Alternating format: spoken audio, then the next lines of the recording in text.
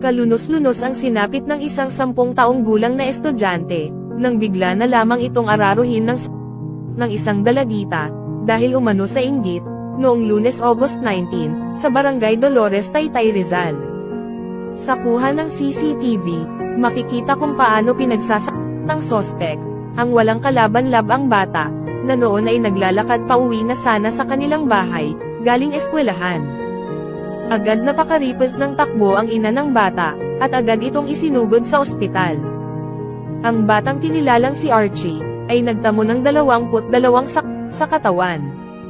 At dahil sa mabababaw lamang ang mga sugat na kanyang natamo, ay ligtas na ang bata at nagpapagaling na. Agad namang naaresto ang 18 gulang na sospek, na kinilalang si Micaela Espiridion.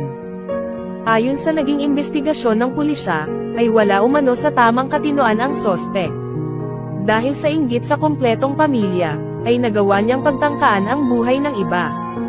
Bata pa lamang umano ang sospek, ay iniwan na ito ng kanyang mga magulang, at naiwan siya sa poder ng kanyang lolo. Dahil doon, ay nagkaroon ng depresyon ang sospek, at sa tuwing makakakita ito ng kumpletong pamilya, ay sobra ang inggit nito.